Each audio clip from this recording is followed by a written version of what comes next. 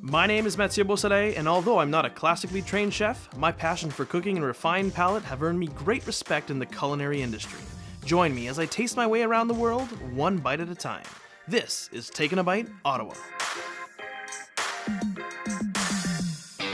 Located in the heart of Ottawa, the Byward Market and New Edinburgh are two of its most historic neighborhoods. Join me as I prepare two top-notch dishes with Chef Dave, make a classic app with Chef Lisa and Huang, and talk shop with Andrew the Butcher. It's time to discover Ottawa's Byward Market and New Edinburgh. Fine dining means great product, cooked perfectly, and plated precisely. When I'm seeking that type of experience, I head on over to see my friend Chef Dave at Restaurant 18, where I can have just that.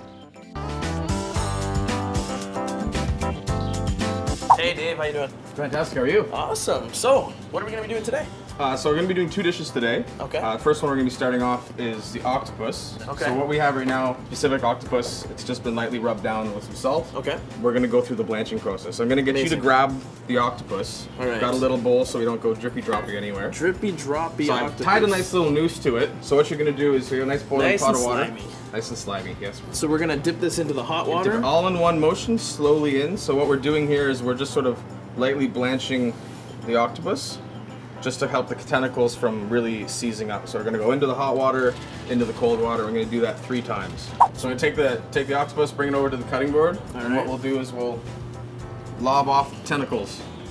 So I'll show you one. Yeah, let's do that. So what we wanna do is we wanna make a nice little incision here. It'll sort of go down into a V, Okay. and then right through. Cut So you wanna across. have one nice, beautiful tentacle. Beautiful. And we do that conveniently 8 times. Let's see if we can do this. I got this.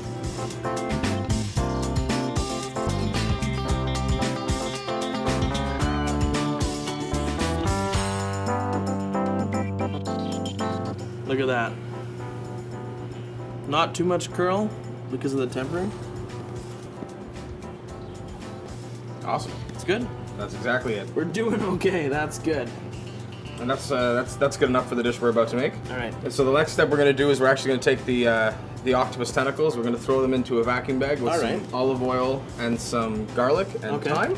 So we're gonna sous vide this. So we're going to then, sous right? vide them. So what we do is we 85 degrees Celsius. Okay. For about 5.5 hours. Yeah. So this is something you could try at home If you have a vacuum machine. if you have a immersion circulator. Try and get a little bit of that moisture out of this bowl. All right. So then the next step we're going to do is we have some sprigs of thyme over there as well as some garlic cloves. So we'll just throw a couple sprigs of thyme in the bag. Garlic clove, we'll just give it a little squish. Perfect.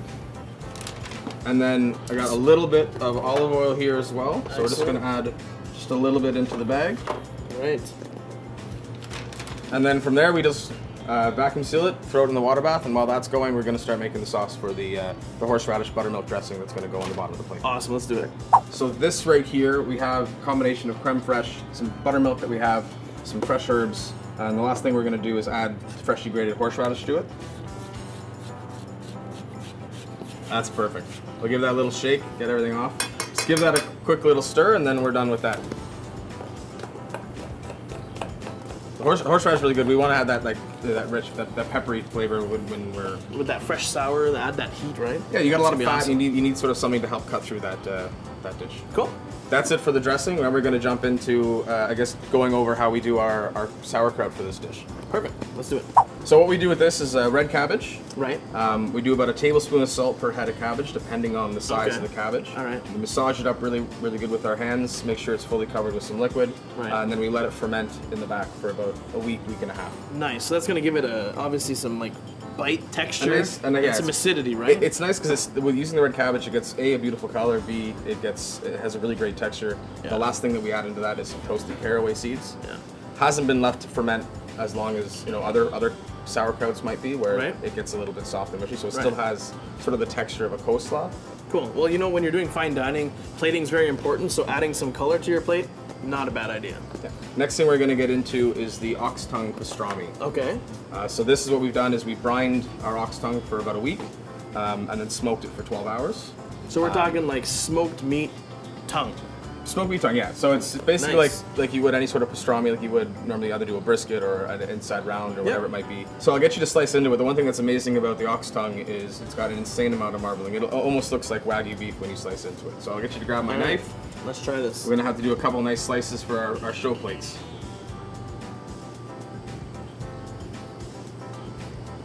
Look at that marbling. Wow. Yeah, I see that. I see that Wagyu. It almost that looks like- it almost looks like style, eh? Wagyu. That's amazing. So what I'll get you to do is Wow. try and give me three nice thin slices, as thin as Thin? you can get them. As thin as I can get them.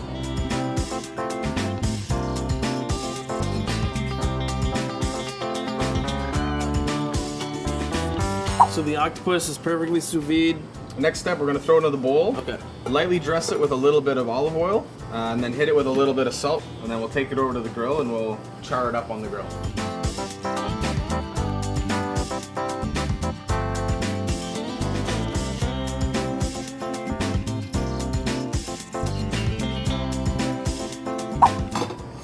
I'll walk you through the first couple steps. All right.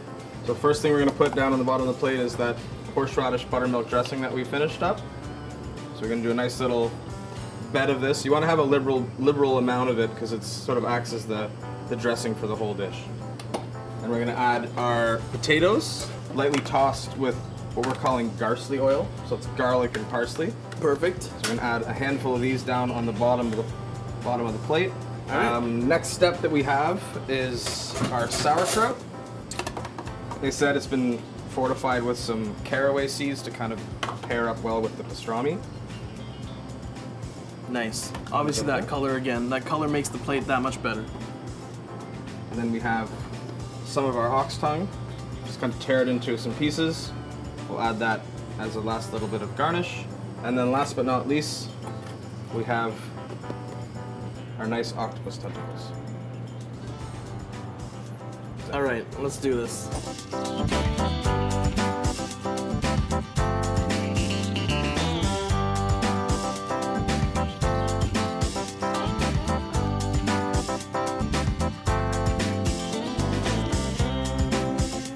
Don't forget about your sauerkraut.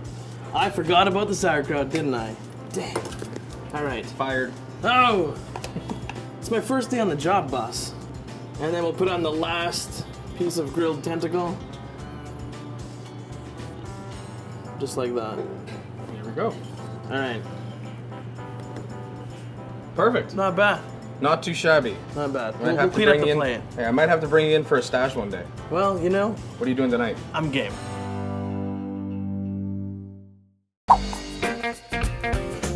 All right, Chef Dave.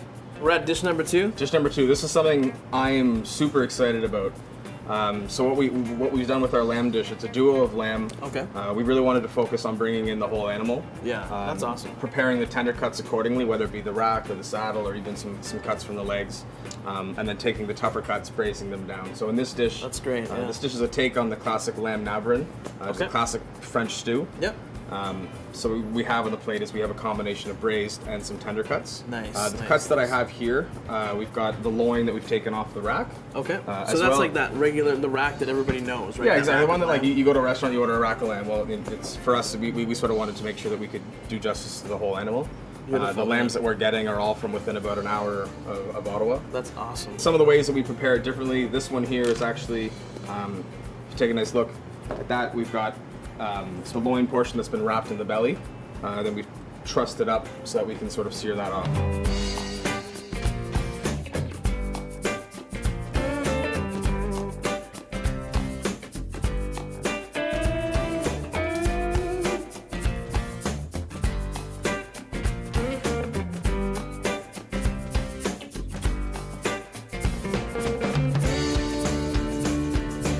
Sear's done? Sear's done. We'll take it off the heat now. Alright. I'll give you this so you don't burn yourself.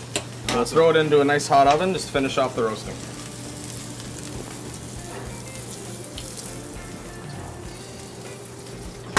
So we're gonna get started on the pilaf Right. for our lamb dish. Okay.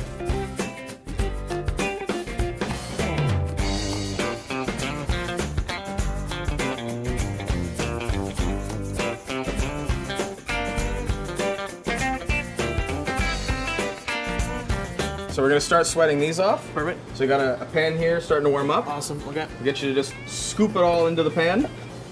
That's perfect. So we'll start sweating this off. Now, I bet you're wondering what this little guy is here. That is definitely an interesting piece of meat. So I was telling you earlier that we're using up the whole animal. So we had that one portion that we took the loin, that we wrapped in the belly. Yep. Well, we had the first time we got in was split down the middle, so we had 2 portions of the belly. So what we've done with this, one of our cooks, he's a master butcher and master at cured meats. Right. So using some of his knowledge, we've cured it into a pancetta. So we're actually going to cube up some of this lamb pancetta, and we're going to throw it into the pot as well. Pancetta, prosciutto. So pancetta, it's sort of like bacon minus the smoke. Okay.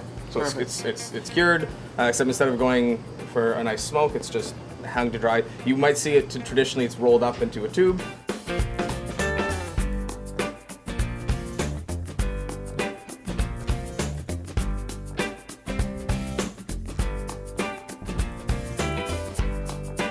And then the next thing we're going to do is we're going to add our Dupuis lentils. Dupuis lentils. What are Dupuis lentils? They are a French lentil. Okay. Some French chefs say that they are the best lentil. Awesome. They are whole. These take a while to cook. Okay. First step we're going to do though is with everything that's sweating off, we're going to add these just to get them a light little toast. A light little toast. Okay. Grab your weapon of choice. My weapon. Start stirring away. So a little red wine in a squeeze bottle for good measure. For good measure. A little bit of red wine. Nicely glazed. That's perfect. All right. I'll take that. Give that a little stir here. I feel like I'm making a risotto. Exactly. I was just about to say we cook this very much like you're making risotto. A little bit of deglaze with some wine. Awesome. And the next step I'm going to get you to do is we've got an insert over there with some lamb jus that we've made. All right. We've made using the carcass from the lamb. Okay. I'll get you to add a couple ladlefuls of that into the pot. Just enough to cover the lentils, and then we'll slowly simmer it. So what we'll do is we'll keep going back to it, making sure it's covered with water until the lentils have completely hydrated and they're all nice and delicious. So now we're basically going to let the lentils absorb the liquid, Yep. the broth and the wine. Yep. And then we'll go from there.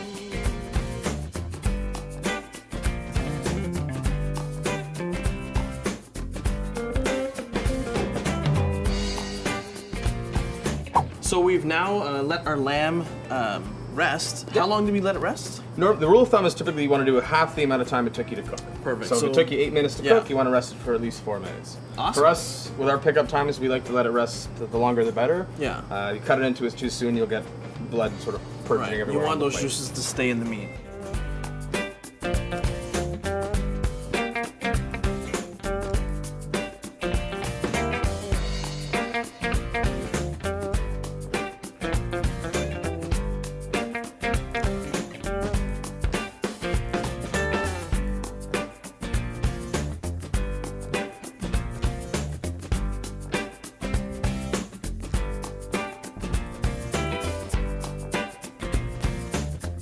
Look at that height. Last little garnish with some beautiful nasturtium shoots. Nice. A couple little flowers here and there.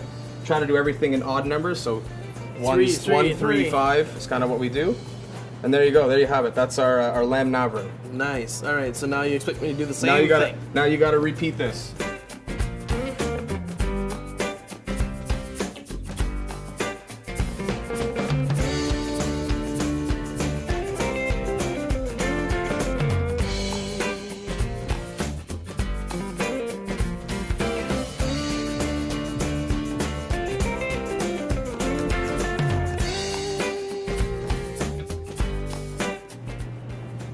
Look at that. That's perfect. Look at that. All right. We're going to get our flaked salt. And then we're going to get our nice Couple little nasturtium leaves. nasturtium leaves.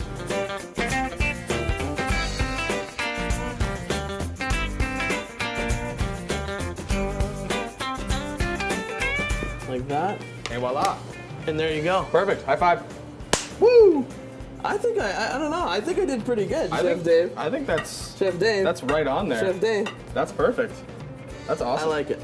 I'll take that any day. Well, Chef Dave, it's been a pleasure. Thank you so much. Thanks a lot for having me. It was great to compete with you and do pretty good, maybe a bit better. Pretty good job. I mean, you can work on some dicing, but that's about it. That's Practice makes perfect. Yeah, that's right. So, you know what? It's been a pleasure, and we look forward to seeing you again, and definitely look forward to dining here again. Awesome. Thank you so much. Appreciate it. Muckleston in Brockwell is by far my favorite butcher shop. Located just outside of the Byward Market in Beechwood, this is where I come to talk about meat. Oh, hey Andrew, how you doing? Hey, excellent. How about yourself? Very good, very good. What do we got cooking today? Well, today you just happened to come in when I was about to make some sausages. Sausages, man. I've never made that before. Doing a little Lincolnshire. Yeah, Lincolnshire. What's that? Yeah, traditional English sausage. Got the recipe from British Butcher. Awesome, awesome. So I guess that's the spice mix we're going to be using today? Yes, it is. What's in that? So you're going to have a little bit of white pepper, a little bit of black pepper, some sage, salt, allspice, and nutmeg. Let's get started. Yeah, for sure. So I just happen to have some pork here already ground up, ready to go. And it's a 70-30 mixture is what we do. Obviously meat to fat. Okay. And so 30% fat, which allows it to be more juicy, I guess? Or? Keeps it moist. It doesn't dry out. The next part would be the casings? So we have the casings here. They're already soaking. So they come in a salted brine, so you have to soak them before you use them. Because then they'll be kind of almost dryish, but like tight. So you want them to be loose. So.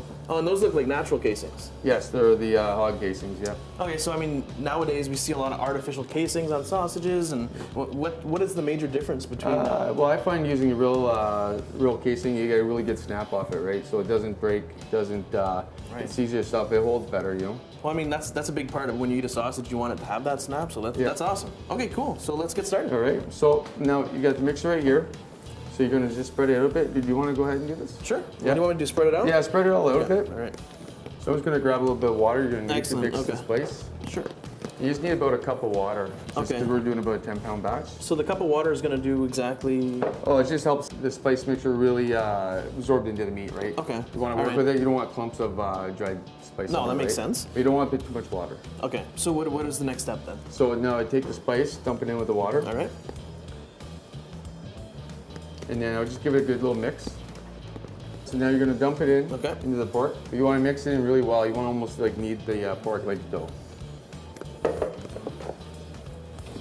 All right, so obviously I need to give it a good kneading, get those flavors throughout this 70-30 mixture. It's always fun using your hands in the butcher shop, right? Hey, you know what? Keeps your hands nice and smooth, right? That fat acts as a natural moisturizer, to say the least. Yeah. How long would you have to mix this mixture so that it's properly incorporated? Well, I like to do it, just a minute or two, but just really just make sure it's just really blended in well, exactly. Kind of fold it all in. And once you see it looks like it's all been kind of dispersed all over. Yeah, no spice pockets. Yeah, exactly. All right, so what's the next step, Andrew? So now we're gonna actually put the meat into the stuffer. Okay, perfect. All right. So I'll hang on to it here while you load it up. Awesome. Push it right down, make sure it's nice and pushed down once it's started to be loaded in. You guys do lots of manual cutting of your meat and stuffing of your sausages, obviously, which is, which kind of differs you from lots of the big producers, which is really nice. We're a whole animal butcher shop, so we deal directly with the farms. Right. And that's awesome. We break carcass, so. Cool. So, I mean, you've been doing butchery for quite a while now, haven't you? Oh, like 15 years now. Started when I was younger, but then got out when there were restaurants and stuff. You always missed it, yeah. So I went back. I've always been food driven, but it's I just like the using the raw product, making something nice, and having people enjoy it, right? Yeah. Like it's just one of those things. I don't know. Well, you know what, and I think part of it is passion, right? I mean, that's what brings you and brings me here. Is the passion that you guys do. The manual stuff, and you do it like the old times. And I think that passion really shines in your product, and that's why you guys are my favorite butcher shop. Hey, amazing. Well, thank you. All right. So now, what's the next step? So now you're going to take this. All right. You might want to actually just rinse your hands off real quick. That. So now you're going to take this and you're going to put it in here. All right. There's a little hooks right here. Okay. You want to hook them on these. All right. Let me lift this up for you. Excellent. Okay, we're hooked on. And now what you're going to do is you're going to push this down over this. Okay. And that's going to hold the unit? Yeah, exactly. Okay, perfect. Yeah. And now you're going to take this, like so the wheel, like this, and put it on this one. Okay. And then push down. You're going to get all the air out. You'll hear all the air, but you actually want to put your one end here. Okay. Block that. You're going to hear the air. So now we're compressing the okay, that's good. The pork. Don't let go over hard though, because it's spring loaded, so it does spin around. Okay. So that's good. Now you want to lift it back up. Now you want to move it over to this one. Okay, excellent.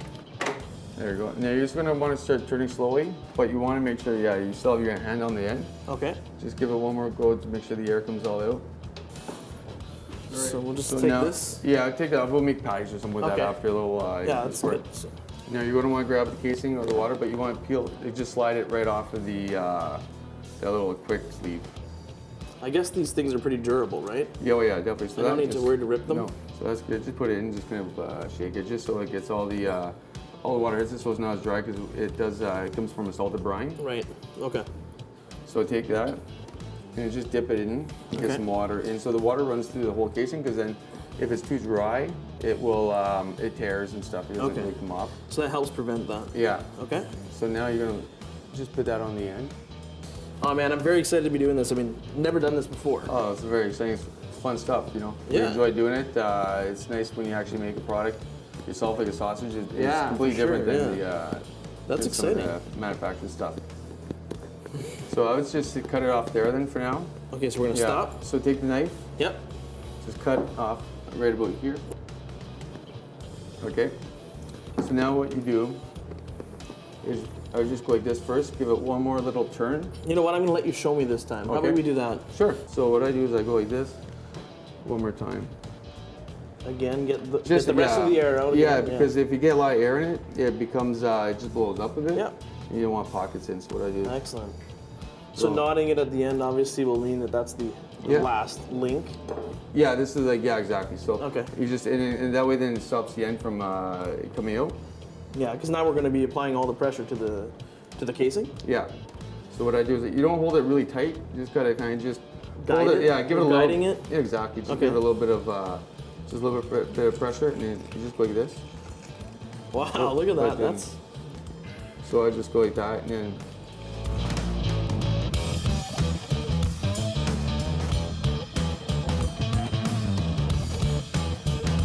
Wow, that's awesome. So what I do is I take this little bit of, because you just want to put a knot in this end too. Okay.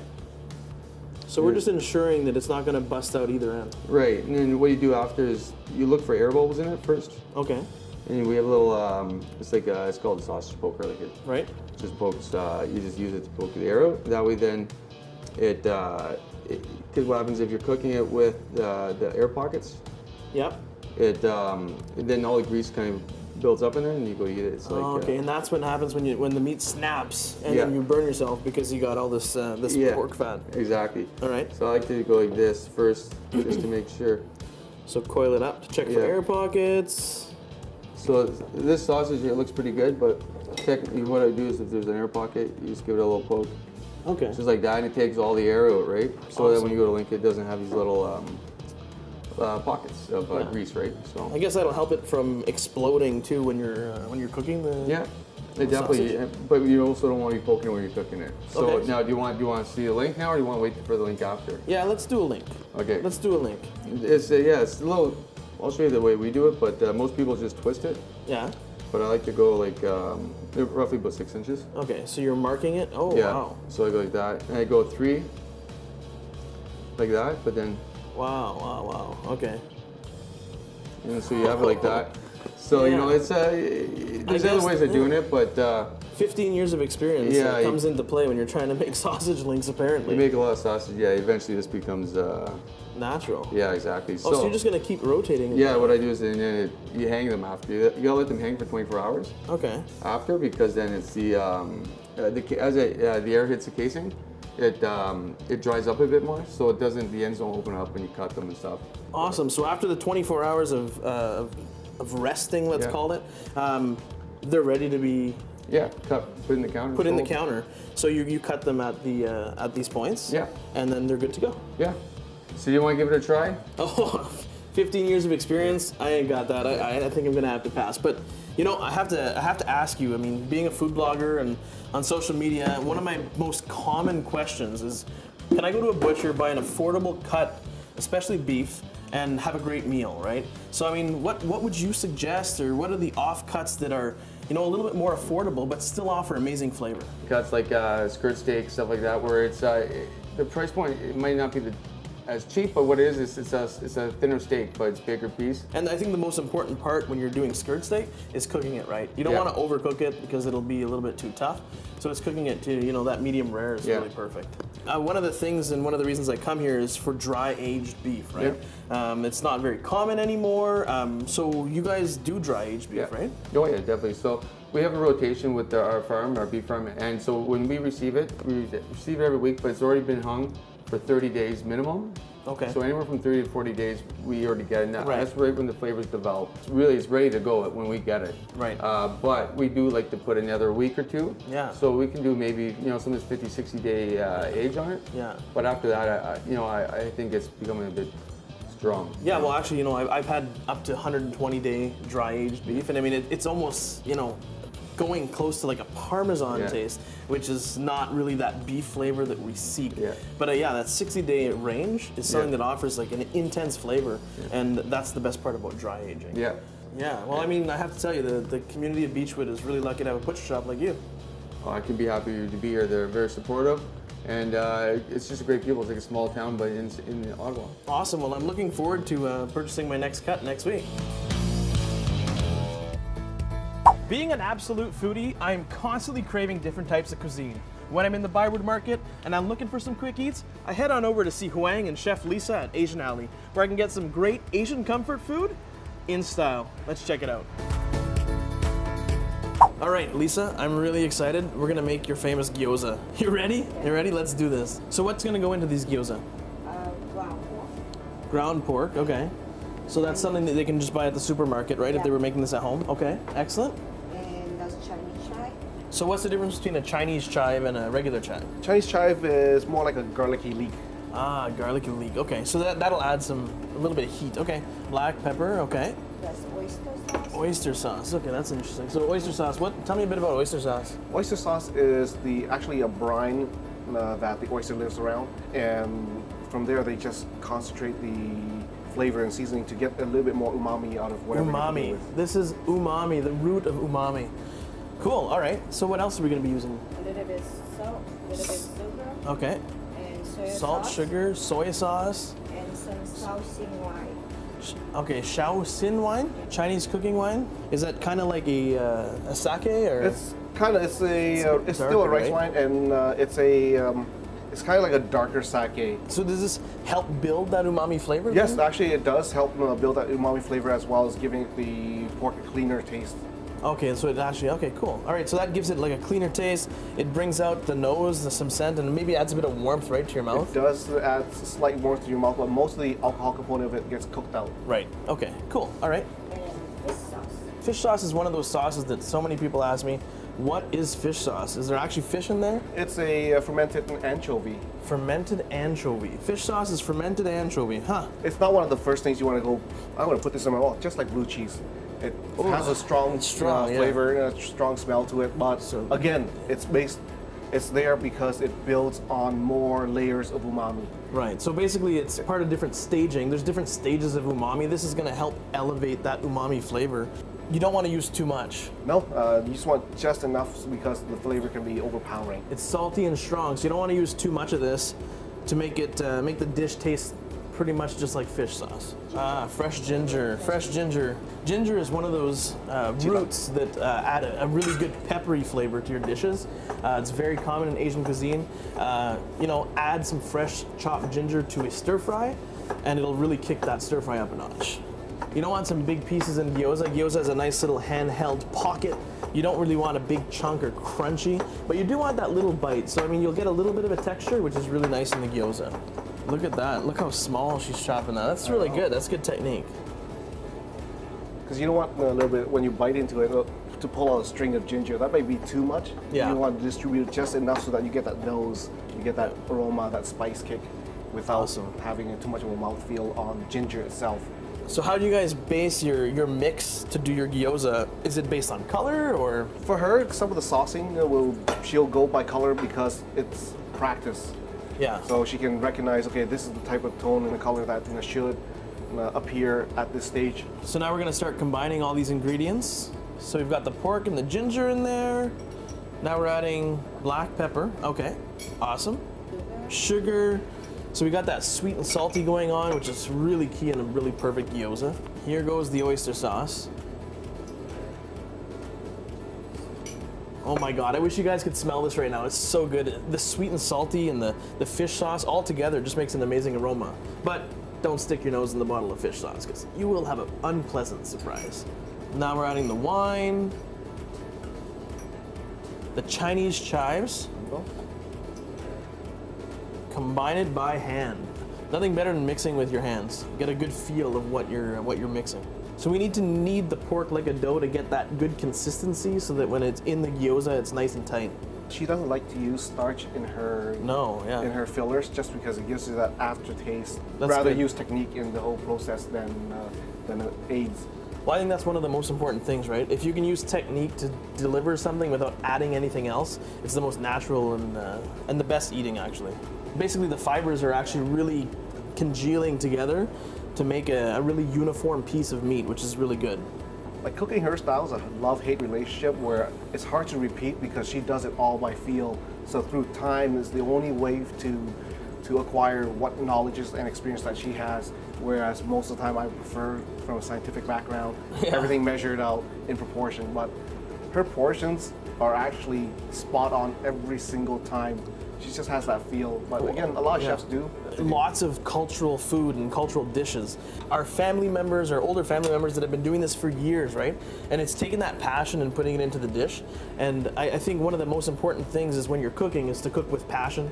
Cooking without passion will render a totally different dish, even if you're using the same ingredients. Passion is key when you're cooking.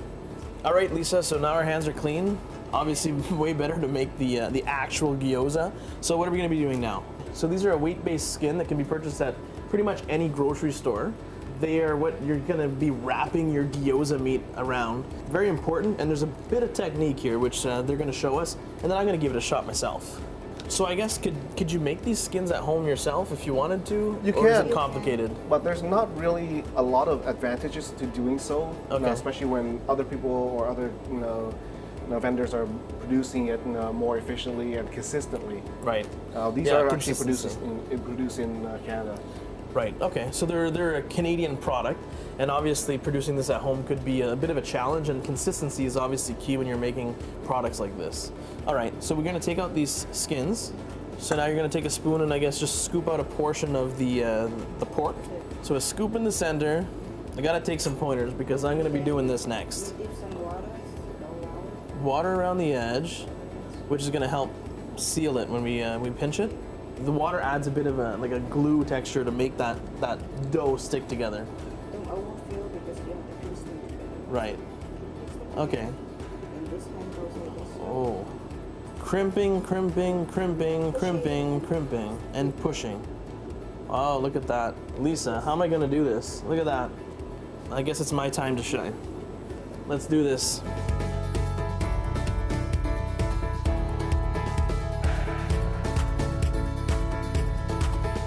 And there is my first gyoza, everybody.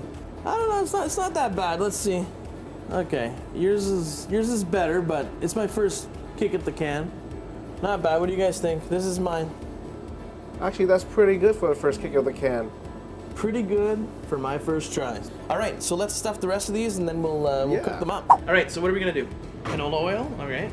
So I guess we wanna make sure to leave some space between them, a little bit of space. Putting them too close together would result in them sticking together, which would not be what you want at the end. Place them in the pan. Now we're gonna add a bit of water. The water is gonna help steam the gyoza as well as we're gonna get a nice sear on the bottom. We're gonna cook these over medium-high heat. Cover them for 5 minutes. We'll come back and they'll be just perfect.